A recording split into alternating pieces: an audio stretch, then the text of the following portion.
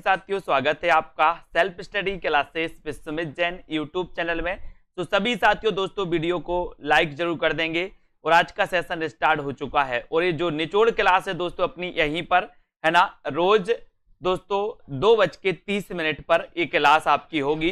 ठीक है, अब हमें दोस्तों यहाँ पर कुछ परीक्षा उपयोगी महत्वपूर्ण तथ्य, द्विवेदी योग के महत्वपूर्ण तथ्यों को जिनको थोड़ा बहुत अपन ने पढ़ा था और भी आगे यहाँ पर पढ़ना है कि महावीर प्रसाद द्विवेदी के नाम पर द्विवेदी योग का नाम पड़ा। ठीक है, लगभग सभी लोगों को पता है, लेकिन ये सैरंध्री रचना आपको याद रखना है।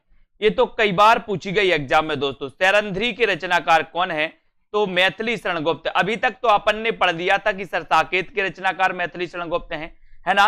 बोले सर भारत भारती के रचनाकार मैथिली शरण गुप्त हैं, है ना। लेकिन दोस्तों आपको याद रख लेना है सैरंध्री के रचनाकार कौन है, वो है दोस्तों मैथिली शरण गुप्त। एक क्वेश्चन है, आपको बताना है विष्णु प्रिया के रचनाकार कौन है।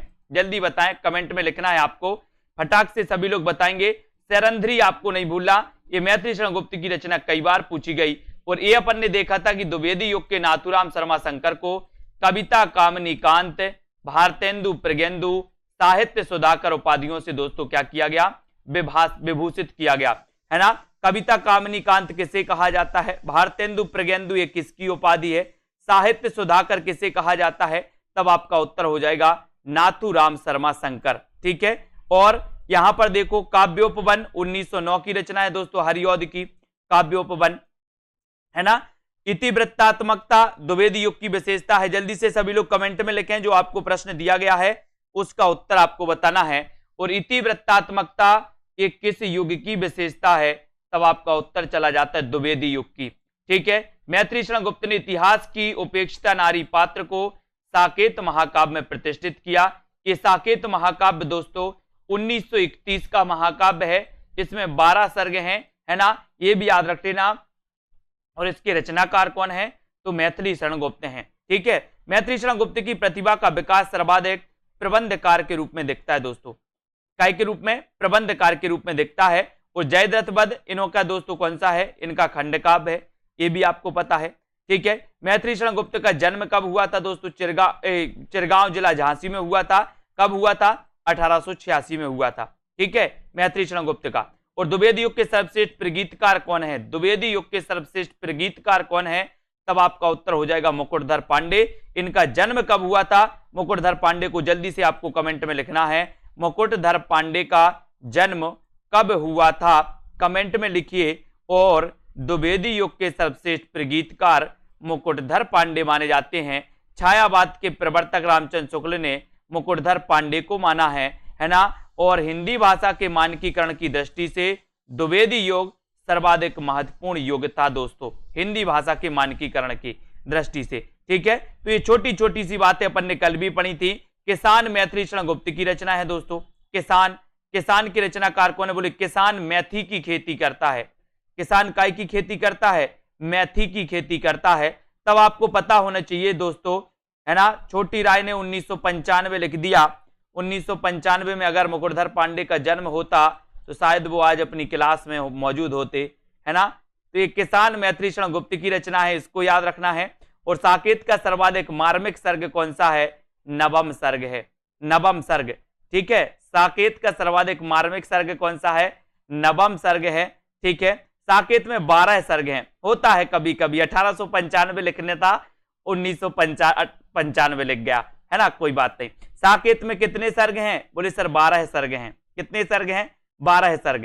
ठीक है, ये भी अपन को याद रख लेना। भक्ति काल में गृहस्थ जीवन का जैसा सुंदर चित्रण सूरदास में मिलता है, वैसा ही आधुनिक काल के मैथिली शरण गुप्त की दोस्तों कवि में मिलता है, ये भी आपको याद रख लेना है।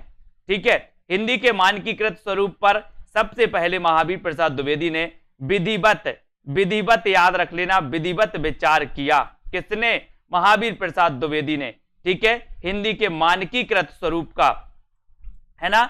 हिंदी में स्वच्छंदतावाद का प्रवर्तक कौन है, तब आपका उत्तर हो जाएगा स्वच्छंदतावाद के प्रवर्तक हैं श्रीधर पाठक। ठीक है, स्वच्छंदतावाद शब्द का सबसे पहले प्रयोग किसने किया, तो स्वच्छंदतावाद शब्द का सबसे पहले जो प्रयोग किया था वो किया था दोस्तों किसने किया था, वो किया था, जल्दी से बताओ। स्वच्छंदतावाद का सबसे पहले प्रयोग मुकुटधर पांडे। अब यहाँ कई लोग कंफ्यूज होते हैं। कैसे कंफ्यूज होते हैं?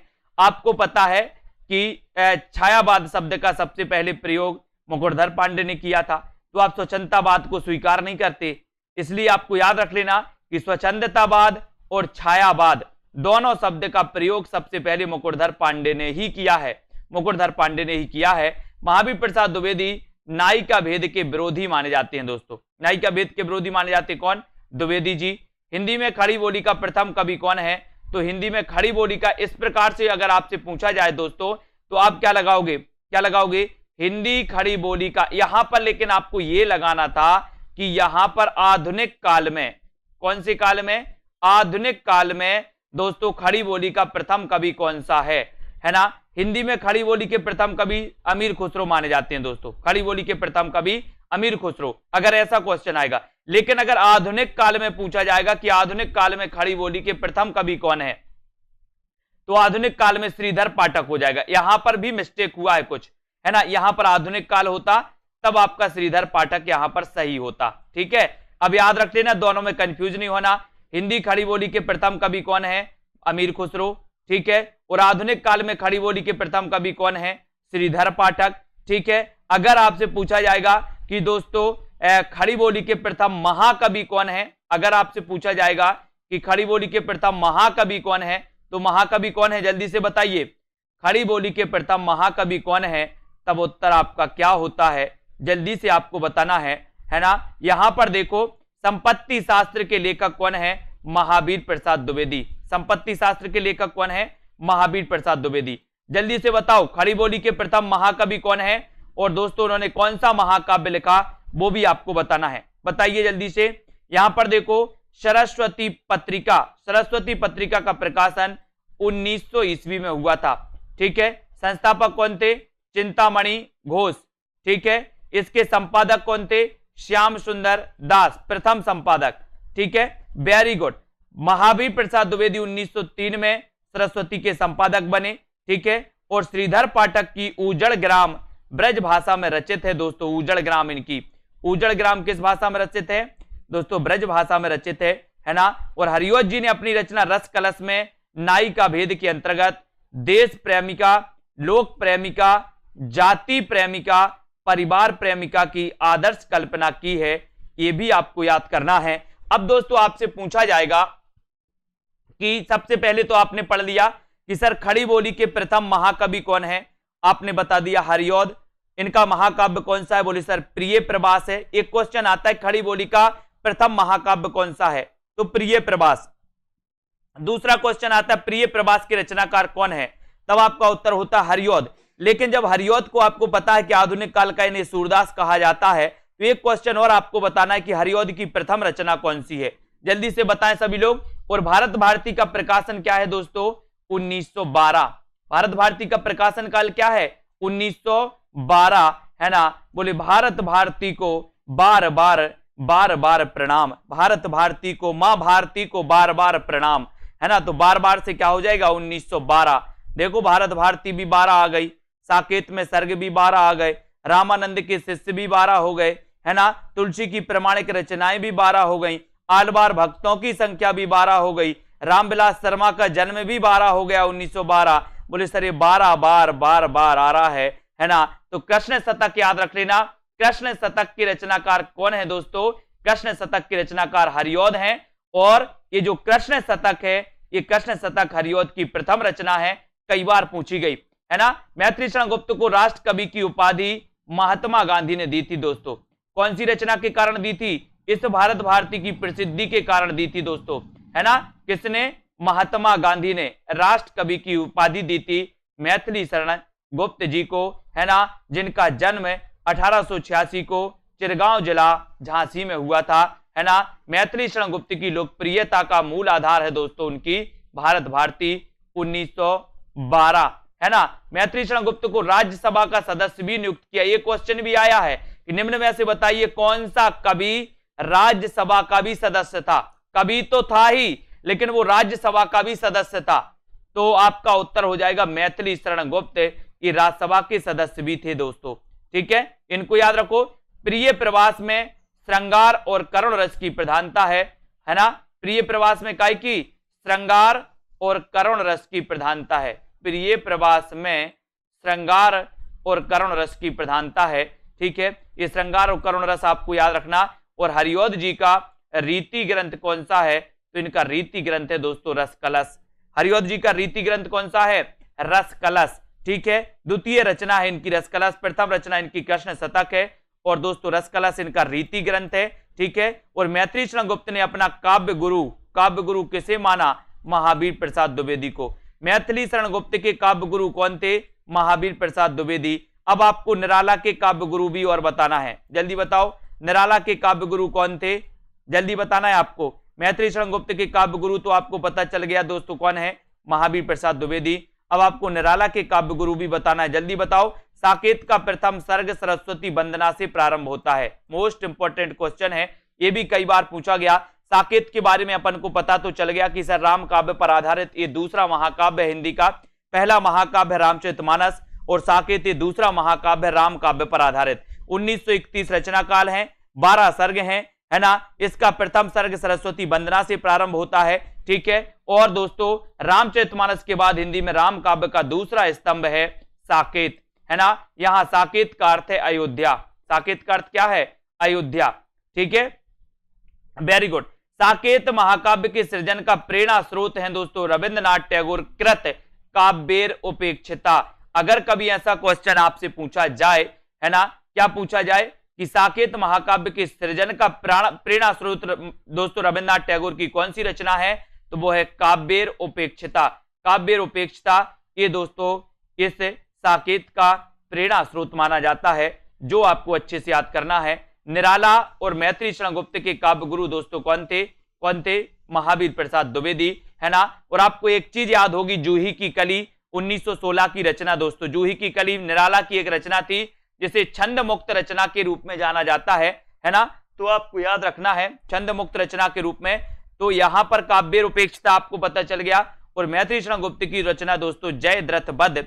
रचना में राष्ट्र की बलि बेदी पर अपने प्राणों का उत्सर्ग करने वाले युवक का चरित्र चित्रण हुआ है। किसमें? जयद्रथ वध। ये जयद्रथ वध दोस्तों ये क्या है? ये खंड काव्य है। जयद्रथ वध क्या है? खंड काव्य है। इसको अपन को याद करना है। साकेत इनका महाकाव्य है, काव्य उपेक्षिता इसका दोस्तों प्रेरणा स्रोत माना जाता है। अब हम देखेंगे यहां पर मैथिली शरण गुप्त की विष्णु प्रिया, कई बार क्वेश्चन आया।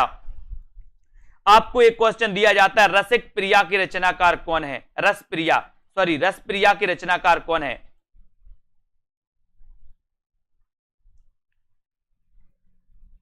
जल्दी से बताओ। रसिक प्रिया और विष्णु प्रिया चैतन्य महाप्रभु की वियुक्ता पत्नी के त्याग तप और उसकी मनोदशा का उल्लेख किया है दोस्तों, है ना। काय में ये क्वेश्चन कई बार आया विष्णु प्रिया के बारे में। विष्णु प्रिया पूछा जाता है, विष्णु प्रिया के रचनाकार कौन है? तो आपको बताना मैथिली शरण गुप्त विष्णु प्रिया, है ना, याद रख लेना। और इस विष्णु प्रिया में चैतन्य महाप्रभु की वियुक्ता पत्नी के त्याग तप और उसकी मनोदशा का उल्लेख किया है। और रसिक प्रिया के रचनाकार कौन है? तब आपका उत्तर हो जाता है दोस्तों केशवदास। क्या हो जाता है? केशवदास। वेरी गुड, बहुत बढ़िया। कवि प्रिया, रसिक प्रिया ये जो रचना है केशवदास की है। साकेत, यशोधरा और विष्णु प्रिया में गृहिणी नारी की मार्मिक व्यथा का दोस्तों चित्रण किया गया है। यहां पर आपसे क्वेश्चन ये बन सकता है निम्न में से बताइए कौन सा ब्रह काव्य नहीं है, है ना। तो आपको पता है साकेत भी दोस्तों ब्रह काव्य के अंतर्गत है, यानी कि गृहिणी नारी का इसमें मार्मिक वर्णन है। यशोधरा में भी गृहिणी नारी का है और विष्णु प्रिया में भी गृहिणी नारी का है ना। इसमें दोस्तों आपको पता है यशोधरा, है ना, यशोधरा के बारे में भी आपने पढ़ा है, ये भी दोस्तों गृहिणी नारी से संबंधित है। विष्णु प्रिया भी है, चैतन्य महाप्रभु की विरुक्ता पत्नी से संबंधित है विष्णु प्रिया। साकेत भी है दोस्तों, साकेत, है ना, इसका नवम सर्ग सबसे मार्मिक सर्ग माना जाता है और उर्मिला से संबंधित है। ठीक है, तो ये आपको याद रख लेना, साकेत, यशोधरा, विष्णु प्रिया ये गृहिणी नारी से संबंधित हैं। और ये क्वेश्चन कई बार आया है दोस्तों कि मैथिली शरण गुप्त की अतुकांत रचना कौन सी है? अतुकांत रचना कौन सी है? तब आप क्या बताओगे? क्या बताओगे? सभी लोग बताएं कि मैथिली शरण गुप्त की दोस्तों अतुकांत रचना कौन सी है? तब आपका सीधा सीधा उत्तर हो जाएगा मेघनाथ वध। मेघनाथ वध है। हाँ, केशवदास की रसिक प्रिया है, उसको याद रख लेना, रस प्रिया कहानी है रेणु जी की। वेरी गुड, ठीक है, ये मेघनाथ वध याद रख लेना है, अतुकांत रचना मेघनाथ वध। ठीक है, ये क्वेश्चन कई बार आया है कि मैथिली शरण गुप्त की अतुकांत रचना कौन सी है, तो अतुकांत रचना कौन सी है, वो है दोस्तों मेघनाथ वध, मेघनाथ वध है, इतना बस याद रखना है। और मैथिली शरण गुप्त की बिकट भट्ट में एक राजपूत सरदार की 3 पीढ़ियों तक चलने वाली गाथा का वर्णन है। मोस्ट इंपॉर्टेंट क्वेश्चन है दोस्तों, आपसे पूछा जाएगा, क्या पूछा जाएगा, यहां पर पूछा जाएगा कि निम्न में से बताइए मैथिली शरण गुप्त की वह रचना कौन सी है, वह रचना कौन सी है दोस्तों जिसमें राजपूत सरदार की 3 पीढ़ियों तक चलने वाली गाथा का वर्णन है, तो वो रचना कौन सी है, बिकट भट्ट। कौन सी है, बिकट भट्ट है ना। बिकट भट्ट की रचनाकार कौन है, मैथिली शरण गुप्त हैं। और ये बिकट भट्ट जो रचना है किससे संबंधित है, तो एक राजपूत सरदार की 3 पीढ़ियों तक चलने वाली गाथा का इसमें वर्णन किया गया, ये आपको याद रखना है। और माइकल मधुसूदन दत्त की कृतियों का अनुवाद मैथिली शरण गुप्त ने किस उपनाम से किया, ये उत्तर आपको बताना है। बताइए मैथिली शरण गुप्त की ने किस उपनाम से किया है, इसका उत्तर तो आपको ही बताना है, जल्दी बताओ। माइकल मधुसूदन दत्त की कृतियों का अनुवाद मैथिली शरण गुप्त ने किस नाम से किया, फटाक से बताइए। बिकट भट्ट तो आपको पता चल गया, इसके रचनाकार मैथिली शरण गुप्त हैं। विष्णु प्रिया, यशोधरा, साकेत, ये भी आपको पता चल गया। मेघनाथ वध की अतुकांत रचना है, ठीक है, ये भी आपको याद रखना। विष्णु प्रिया चैतन्य महाप्रभु की वियुक्ता पत्नी के त्याग तप और उनकी मनोदशा का उल्लेख उसमें किया गया। यहां पर उनका बताना है दोस्तों, जकी उपनाम से उर्दू में काव्य रचना करने वाले जो कवि हैं वो कौन है, जगन्नाथ दास रत्नाकर। जो उपनाम आपसे पूछे जाते हैं, मैथिली शरण गुप्त का उपनाम कई बार पूछा गया कि मधुप किसका उपनाम है, तो मधुप उपनाम है दोस्तों मैथिली शरण गुप्त का। मधुप किसका उपनाम है, मैथिली शरण गुप्त का, है ना। जकी किसका उपनाम है, तो जकी दोस्तों आपको पता है कि जगन्नाथ दास रत्नाकर का उपनाम है। जकी किसका उपनाम है, जगन्नाथ दास रत्नाकर का उपनाम है दोस्तों जकी, इसको याद करेंगे। भक्ति काल और रीति काल का समन्वयक कवि किसे कहा जाता है, तब आपका उत्तर हो जाएगा जगन्नाथ दास रत्नाकर। मोस्ट इंपॉर्टेंट क्वेश्चन है।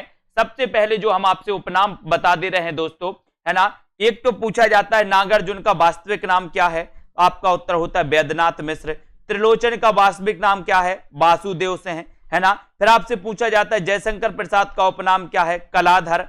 मैथिली शरण गुप्त का उपनाम क्या है, मधुप। जगन्नाथ दास रत्नाकर का उपनाम क्या है दोस्तों, जकी। ठीक है, ये बहुत सारे जो है उपनाम भी आपसे पूछे जाते हैं, इनको आपको कभी नहीं भूलना है ना, ये आपको याद रखना है। तो जकी उपनाम से जगन्नाथ दास रत्नाकर, मधुप उपनाम से माइकल मधुसूदन दत्त की कृतियों का अनुवाद किया, किसने किया दोस्तों, ये किया है अपने मैथिली शरण गुप्त ने। और भक्ति काल और रीति काल का समन्वयक कवि कहा जाता है जगन्नाथ दास रत्नाकर को, जगन्नाथ दास रत्नाकर को। अनुराग रत्न की रचनाकार कौन है, तो नाथूराम शर्मा शंकर, अनुराग रत्न। अब आपको बताना है नाथूराम शर्मा शंकर के बारे में, आपको बताना है इनको कौन कौन सी उपाधि दी गई। उपाधि जल्दी से लिखिए, सभी लोग बताएं कि नाथूराम शर्मा शंकर को कौन कौन सी उपाधि दी गई, अभी अपन ने पढ़ा था, कमेंट में आना चाहिए जल्दी जल्दी से। और राम नरेश त्रिपाठी कृत खंड काव्यों की संख्या कितनी है, तो खंड काव्यों की संख्या है दोस्तों 3। राम नरेश त्रिपाठी कृत खंड काव्यों की संख्या कितनी है, 3 है। ठीक है, 3 खंड काव्य है इनके। और महावीर प्रसाद द्विवेदी के अनुसार ज्ञान राशि के संचित कोश का नाम साहित्य है। ये कई बार कथन आया है, ये कई बार कथन आया है दोस्तों कि ज्ञान राशि के संचित कोश का नाम साहित्य है। ये कथन किसका है, महावीर प्रसाद द्विवेदी का है ना। राम नरेश त्रिपाठी की पूरी रचनाएं आपको बताना है, ट्रिक से अपन ने याद की हैं। जल्दी से बताओ राम नरेश त्रिपाठी की कौन कौन सी रचनाएं हैं, और बताएं जल्दी से। मुझे फूल मत मारो, और इनके 3 खंड काव्य कौन से हैं वो भी आपको लिखना है, जल्दी लिखो। और मुझे फूल मत मारो मैथिली शरण गुप्त की रचना है, मुझे फूल मत मारो मैथी मार दो, है ना। कुछ लोग होते ना बारात रात में, पहले बारात रात जाती थी तो बत्तेसा मारते थे, एक प्रथा थी दोस्तों बत्तेसा मारने की। बोले मुझे फूल मत मारो चाहे मैथी मार दो, मैथी मार दो, है ना। तो ये भी आपको याद रखना है। तो ये मुझे फूल मत मारो, ये दोस्तों मैथिली शरण गुप्त की रचना है ना। अब आपको बताना है, जल्दी से बताओ, सभी लोग बताएंगे कि दोस्तों राम नरेश त्रिपाठी की रचनाएं आपको बताना है, फटाफट बताएं। मिलन के पथ पर मानसी का स्वप्न, है ना, स्वप्न देखा। बहुत बढ़िया, मतलब याद है आप लोगों को, वेरी गुड। रामनरेश त्रिपाठी, कृत राम, मानसी इनकी फुटकर कविताओं का संग्रह है दोस्तों, मानसी इनकी फुटकर कविताओं का संग्रह है। बाकी दोस्तों आपको पता है मिलन इनका खंड काव्य है, पथिक इनका खंड काव्य है, ठीक है, मिलन के पथ पर मानसी का स्वप्न, है ना। तो ये जो है इनके दोस्तों स्वप्न भी आपको याद रख लेना है। तो स्वप्न, मिलन और पथिक ये 3 खंड काव्य हैं और मानसी इनकी फुटकर कविताओं का संग्रह है, ये भी आपको याद करना है। यहां से क्वेश्चन बनता है कि निम्न में से बताइए कौन सा रामनरेश त्रिपाठी का खंड काव्य नहीं है। तो खंड काव्य कौन सा नहीं है, इनका मानसी नहीं है, क्योंकि मानसी के खंड खंड नहीं किए जा सकते, है ना, मानसी के खंड खंड नहीं किए जा सकते। बोले सर मानसी तो बोले सर एक ही है ना। तो मानसी इनकी फुटकर कविताओं का संग्रह है। नाथुराम शर्मा समस्या पूर्ति और अतिशयोक्तिपूर्ण कविता में प्रवीण थे दोस्तों, है ना। एक क्वेश्चन, समस्या पूर्ति किस युग की विशेषता है, बताइए जल्दी से, समस्या पूर्ति किस युग की विशेषता है, कमेंट में आपको लिखना है। अब यहां पर पूछा जाता है दोस्तों कि कामता प्रसाद गुरु को हिंदी व्याकरण का, यहां पर व्याकरण होना था, कामता प्रसाद गुरु को हिंदी व्याकरण का पाणिनि कहा जाता है। और हिंदी का पाणिनि किसे कहा जाता है, लिखिए जल्दी से, ये क्वेश्चन कई बार आता है। कामता प्रसाद गुरु को हिंदी व्याकरण का पाणिनि कहा जाता है, हिंदी व्याकरण का पाणिनि। लेकिन आपसे पूछा जाए कि हिंदी का पाणिनि किसे कहा जाता है, तो आपका उत्तर क्या होगा, बताएं जल्दी से। कामता प्रसाद गुरु को हिंदी व्याकरण का पाणिनि, कभी कभी क्वेश्चन आता है दोस्तों, है ना। तो यहां पर मैंने आपको सिचुएशन बता भी दी है, दोनों प्रश्न हैं, दोनों के उत्तर आपको बताना है। हिंदी का पाणिनि किसे कहा जाता है और हिंदी व्याकरण का पाणिनि किसे कहा जाता है। और अगर सिचुएशन ऐसी बन जाए कि क्वेश्चन में यह पूछा जाए कि हिंदी का पाणिनि किसे कहा जाता है और ऑप्शन में आपके किशोरीदास वाजपेयी अगर ऑप्शन में नहीं है, तो आपको कामता प्रसाद गुरु लगा के आना है, ठीक है। अगर आपसे पूछा जाए कि हिंदी का पाणिनि किसे कहा जाता है, अगर आपसे पूछा जाए कि हिंदी का पाणिनि किसे कहा जाता है, ऑप्शन में आपको किशोरीदास वाजपेयी नहीं मिला, तो आप कामता प्रसाद गुरु लगाए आना, है ना, याद रखना। और आपको पता है कामता प्रसाद गुरु को हिंदी व्याकरण का पाणिनि कहा जाता है दोस्तों, है ना, अगर बात करें, और हिंदी का पाणिनि किशोरीदास वाजपेयी को, ठीक है। हिंडोला के रचनाकार कौन है, तो जगन्नाथ दास रत्नाकर हैं दोस्तों, हिंडोला। और इनका उपनाम क्या है, अपन ने पढ़ा था, बोले सर जक्की, जक्की है। और जगन्नाथ दास रत्नाकर का हिंडोला डोला, रत्नाकर का हिंडोला डोला, ठीक है, हिंडोला डोला, तो ये भी याद रखेंगे। और हल्दी घाटी श्याम नारायण पांडे का क्या है, महाकाव्य है, हल्दी घाटी, है ना। और हल्दी बोले श्याम को हल्दी, श्याम को हल्दी, है ना, इसको आपको याद रख लेना है, बहुत अच्छा है दोस्तों, हल्दी घाटी, है ना। आपने वो गाना नहीं सुना है, बुंदेलखंडी एक गाना है, विवाह गीत, कौन सा है, एक गाना है, अच्छा, बना को चढ़ रहे हल्दी तेल बना मोरो पीलो पड़ गो, ऐसे बहुत अच्छा है दोस्तों, है ना, अच्छा लगता है। और हल्दी घाटी ये श्याम नारायण पांडे का महाकाव्य है, इसको भी याद रखना है, ठीक है। अब अपन छायावाद के बारे में पढ़ेंगे, छायावाद के महत्वपूर्ण तथ्यों को पढ़ेंगे, ठीक है। यहां तक अपन ने जो दोस्तों इंपॉर्टेंट चीजें थी द्विवेद युग की, उनको पढ़ लिया। अब छायावाद से क्या महत्वपूर्ण है वो अपन छायावाद के बारे में पढ़ेंगे, ठीक है। अब यहां पर देखो, छायावाद की प्रयोगशाला का प्रथम आविष्कार जयशंकर प्रसाद के झरना कृति को कहा जाता है। ये बढ़िया क्वेश्चन है, कैसा क्वेश्चन है, आपसे पूछा जाएगा कि छायावाद की प्रयोगशाला का प्रथम आविष्कार, छायावाद की प्रयोगशाला का प्रथम आविष्कार किसे माना जाता है, तो वो माना जाता है दोस्तों झरना को। किसे, झरना को माना जाता है। तो झरना अपन को याद रखना है, झरना को माना जाता है ना। और ईलाचंद्र जोशी ने जयशंकर प्रसाद को छायावाद का प्रवर्तक माना है। एक क्वेश्चन आपके लिए है, छायावाद शब्द का सबसे पहले प्रयोग किसने किया, छायावाद शब्द का सबसे पहले प्रयोग किसने किया, कमेंट में आपको लिखना है, जल्दी से बताना है, जल्दी बताना है आपको। तो छायावाद की प्रयोगशाला का प्रथम आविष्कार जयशंकर प्रसाद की झरना कृति को कहा गया, ये याद रख लेना। और आपको पता है कि जयशंकर प्रसाद की दोस्तों प्रथम छायावादी रचना भी कौन सी है, वो भी झरना ही है, वो भी झरना ही है, ये भी याद रखेंगे। और आपको बताना है कि छायावाद शब्द का, वेरी गुड, छायावाद शब्द का जो दोस्तों सबसे पहले प्रयोग किया गया वो किया है किसने? मुकुटधर पांडे ने। रामचंद्र शुक्ल ने मुकुटधर पांडे को छायावाद का जनक माना, है ना। लेकिन अगर नॉर्मल क्वेश्चन आपसे पूछा जाता है कि छायावाद के प्रवर्तक कौन है, तो आपको लगाना है दोस्तों, क्या लगाना है? जयशंकर प्रसाद। छायावाद के प्रवर्तक कौन है? तो उत्तर लगाना है जयशंकर प्रसाद। अगर आपसे पूछा जाएगा कि ईलाचंद्र जोशी ने छायावाद का प्रवर्तक किसे माना है, तब भी आपको उत्तर लगाना है जयशंकर प्रसाद। ठीक है, ये भी आपको याद रख लेना है। ये बताओ, ठीक है, छायावादी कविता कुर्री के प्रति, ये कुर्री के प्रति दोस्तों ये मुकुटधर पांडे की है। कुर्री के प्रति ये छायावादी कविता है, कुर्री के प्रति मुकुटधर पांडे की। ठीक है, और हिंदी में छायावाद शब्द का सबसे पहले जो प्रयोग किया था वो किया था मुकुटधर पांडे ने। मुकुटधर पांडे ने किया था दोस्तों, हिंदी में छायावाद शब्द का सबसे पहले प्रयोग मुकुटधर पांडे ने किया। और रामचंद्र शुक्ल ने छायावाद को चित्र भाषा शैली, ये क्वेश्चन कई बार आया है कि छायावाद को चित्र भाषा शैली किसने कहा, तो आपका उत्तर क्या हो जाएगा? चित्र भाषा शैली कहा है दोस्तों किसने? रामचंद्र शुक्ल ने। ठीक है, छायावाद को डॉक्टर नगेंद्र ने स्थूल के प्रति सूक्ष्म का विद्रोह कहा दोस्तों। ये क्वेश्चन भी कई बार आता है कि स्थूल के प्रति सूक्ष्म का विद्रोह है, ये जो दोस्तों ये कथन किसका है?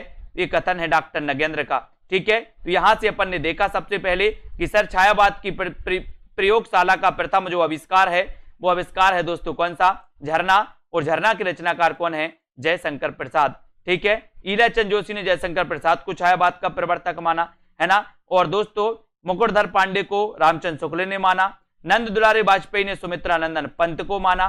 ठीक है, और छायावादी कविता कुर्री के प्रति, आपको पता होगा छायावाद का जो माना जाता है दोस्तों 1918 से लेकर के 1936 का जो काल है ये छायावाद का काल है, 1918 से 1936। ठीक है, ये भी याद रखना है। यहां पर आ जाते हैं, अगला पढ़ते हैं यहां पर कि द्विवेदी युग की तीव्रतात्मकता की प्रवृत्ति के परिणाम स्वरूप छायावाद का उदय हुआ दोस्तों, है ना। अब आपसे पूछा जाएगा कि द्विवेदी युग की वह विशेषता कौन सी है जिसके परिणाम स्वरूप छायावाद का उदय हुआ, तो वो विशेषता है इतिवृत्तात्मकता, यानी कि दोस्तों वस्तु वर्णन। और एक क्वेश्चन आता है कि इतिवृत्तात्मकता किस युग की विशेषता है, तो अपन को पता है कि इतिवृत्तात्मकता छायावाद द्विवेदी युग की विशेषता है ना। और जयशंकर प्रसाद का उपनाम कलाधर और झारखंडी कई बार पूछा गया।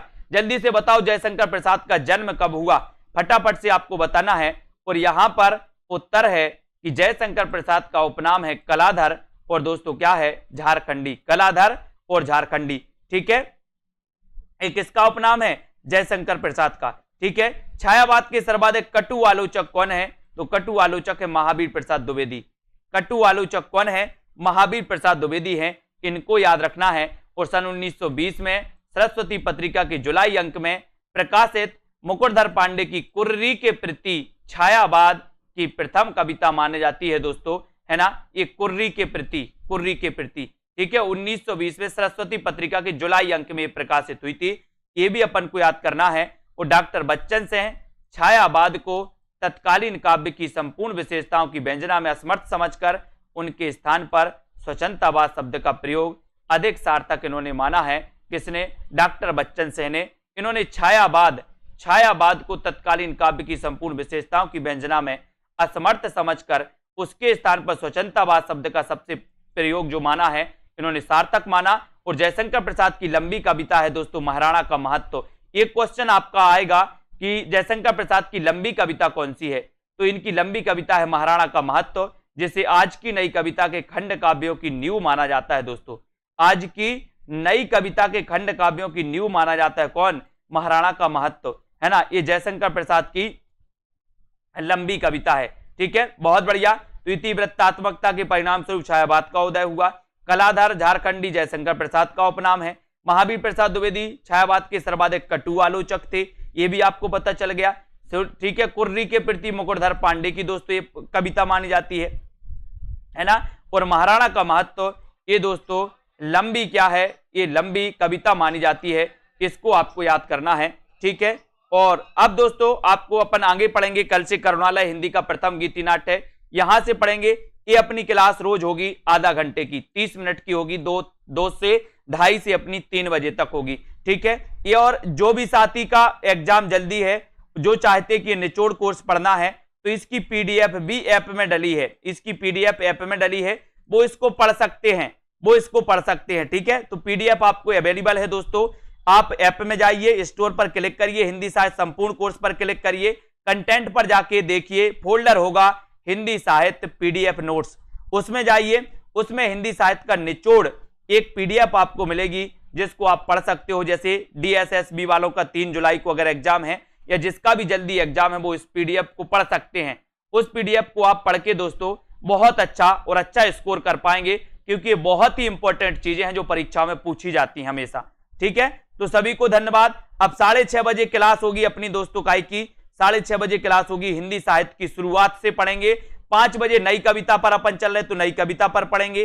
ठीक है, 5 बजे नई कविता को पढ़ेंगे और 6:30 बजे क्लास होगी हिंदी साहित्य की शुरुआत से, तो वो भी सभी लोगों को अटेंड करना है।